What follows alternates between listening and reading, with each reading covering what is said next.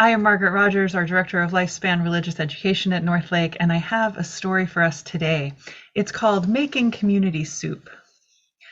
Once upon a time, in a place not too far from here, there was a community group that prided itself on meeting the needs of the neighborhood.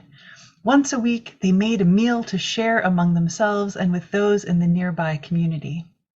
This went on for a long time.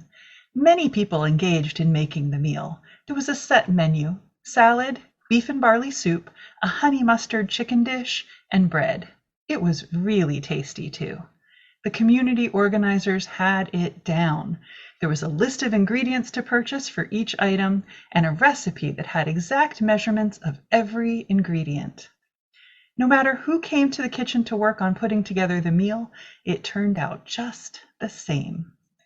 People would sometimes comment, "The soup tastes exactly like my grandmother's beef and barley soup," and the organizers would beam with pride. And people from the neighborhood came, and they appreciated the meal and getting to see everyone. It was comfortable and it worked well. But things don't stay the same. It makes for a boring story if they do. And so at some point, the organizers realized that there were fewer people coming to share the meal. The neighborhood was changing, and folks from all around the world had been moving in. The organizers were so excited when they came. Such interesting stories and conversations about different life experiences. Well, the organizers figured that maybe they needed to make sure the word got out. Maybe the new neighbors hadn't seen the ad in the newspaper. People get information about what's happening nearby in lots of different ways. So they put messages out on social media, they joined meetup groups, and they extended the welcome. And even more people did show up. And some came to the kitchen to help prepare the meal. But oddly, after a few times, they didn't come back. The organizers were perplexed. They had invited everyone. They happily greeted each and every person, but still the mealtime wasn't as well attended. So they met up to discuss the problem. And one of their high school youth, Jess, overheard the conversation. And because Jess was pretty brave and very insightful, they spoke up. "Well, the meal isn't as well attended because it never changes." The conversation stopped. "What?" someone asked. And so Jess continued. "New people are coming all the time, but they're not included." And someone else said, "Well, that's not true. We happily greet everyone." "Yes," Jess said, "but when they offer changes to the recipes, someone always says no.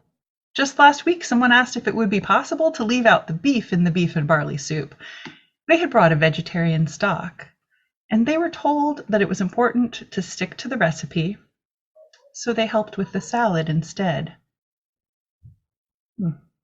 And a month ago, someone suggested leaving out the flour from the honey mustard glaze for the chicken. "Their son's in my high school class. He has a gluten allergy, and they came for the meal, but in the end, he didn't eat at all. It wouldn't have been safe." And a few times, people brought their side dishes made from their grandmother's recipes, but they were left in the kitchen and not served with the meal. You welcome everyone, but not what they bring to the table. The organizers sat in stunned silence. They didn't mean to be unwelcoming. They were just comfortable with the recipes the way they were, and they hadn't thought much about it. With Jess's observations, they realized that a big change was needed. So, in the invitations posted to social media, in the newspaper, and in the meetup groups, a new phrase was added. Feel free to bring a dish or a spice or a recipe to share. And so the meal changed. The soup the community offered was no longer just beef and barley.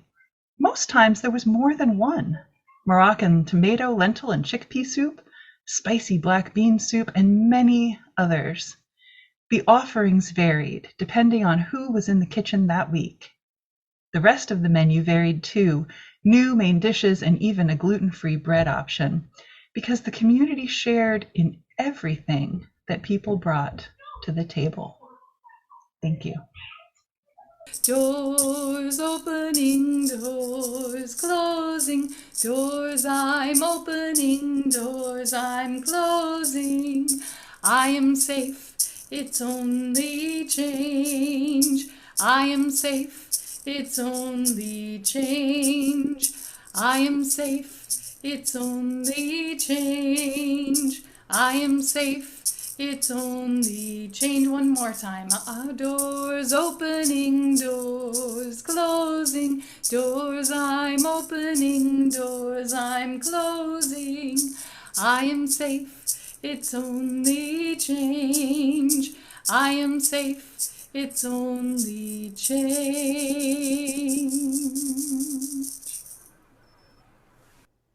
I love being here. I love what each of us bring.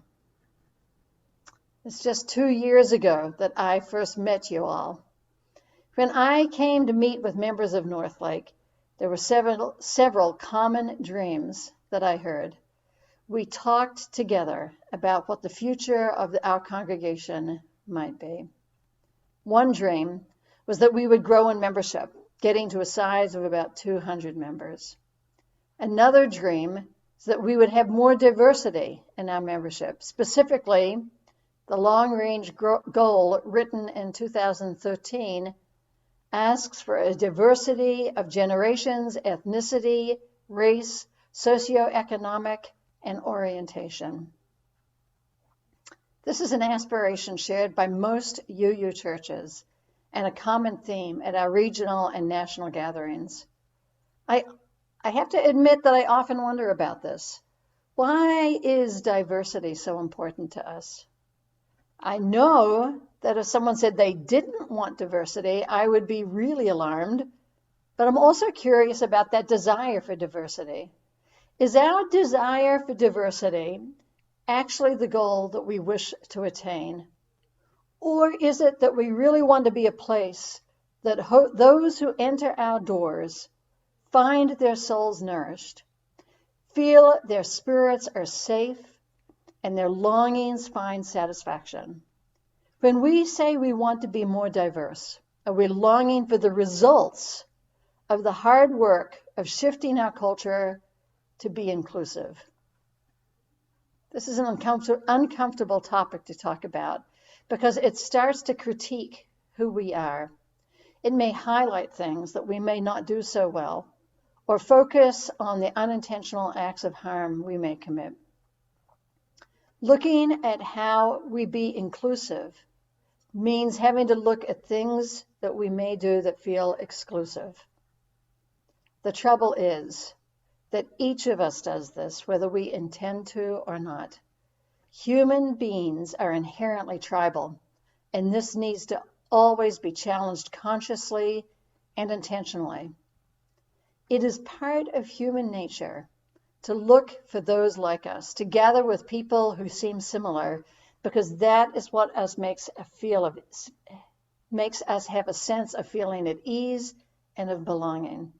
It's comfortable to create social groups who we share common interests and similar goals with. And here's an adage that is commonly said among ministers: our work is to comfort the afflicted and to afflict the comfortable. And it is less comfortable to be in community with people who may view the world differently. But that is what church community is about. And in fact, I would say humans have created religious communities because there is a basic awareness that if we don't find ways to create some level of comfort, to be in good relationship with each other, then the planet and all of humanity are in peril. I'm not just talking about people who are wildly different from us. I am also talking about people who appear to be similar to us, but who have a slant on how they perceive things that feels divergent from our own. At times, these differences can feel very off-putting.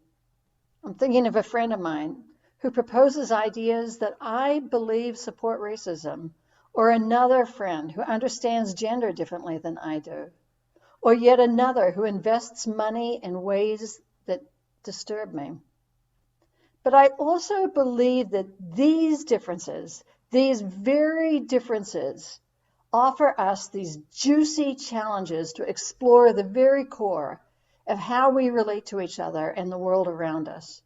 When we can enter into discussions, have open, thoughtful dialogues, these are the very moments of personal growth and development that move us toward being the people we dream about. These moments can give us that shift in understanding, and they can be transformative times in our lives. Over the last decade, there's been a lot of talk in churches about radical hospitality, inviting people into our church with this revolutionary generosity. The Reverend Marjorie Bowen-Sweetley wrote, "Affirming the inherent worth and dignity of every human being means working to create places of worship where all who subscribe to a liberal approach to religion can not only feel welcome, but enter into worship settings that reflect the diverse cultural realities of we the people." We right here, we are the liberal faith of this country, and we know so many people who believe like we do, yet they're not here in community with us. We can be as radically welcoming as we can be, but there's a difference between being welcoming and being inclusive. I quote Verna Myers, who states, "Diversity is being invited to the party. Inclusion is being asked to dance." It is easy to offer an invitation to join us. And actually, even as I say those words, I admit that it's not that easy for most of us. There is a reluctance to invite people to church, or even to tell other people that we belong to a church, because we are so afraid that we may feel like we are evangelizing. And we might immediately have to explain that we are not one of them, meaning the conservative religious folk we try to distance ourselves from. But assuming people manage to learn about us and then come to our congregation, we are incredibly friendly and welcoming. But do we ask them to dance? Do we take those next steps of including them? The Reverend Marian Sewell says, and I quote, "Bringing diverse people together is difficult. This is not because people are bad. It is because human beings have a built-in tribalism. What then opens the heart and brings people who are different together? It is not ideology or theology. It's content and it's conversation. It's the universals that all people care about. Their children, this good earth, an end to mindless violence, a yearning for peace." End quote. When we welcome someone in, the stranger is in a bit of a charitable position. They are the stranger looking to see if they will be accepted. Including them feels even more different, because it means we will have to change our culture, our habits, and our understandings in order to have more equal ground. It means opening our hearts to new people. It means opening our minds to a different way of being. It means that understanding comes from ranging how our bodies move, how we receive nourishment, or how we appear. It ranges in ways we perceive the world, interpret information, respond, and understand the world. The good news is that we have huge hearts and open minds. We have the capacity to not just welcome people to this dance, but to embrace them as we waltz or foxtrot to a different rhythm. And we've seen that time and time again. And we saw that yesterday as we held a public celebration in a way that we have never tried before. I may say this too often, but I offer this again. The reason we are in this community is that each week we gather, it is a reminder that yes, we are part of creating the beloved community. And when we forget, when we act in ways that are not who we dream of being, we come back here to remind each other once again to open our arms to the dance of life shifting toward inclusion. Blessed be.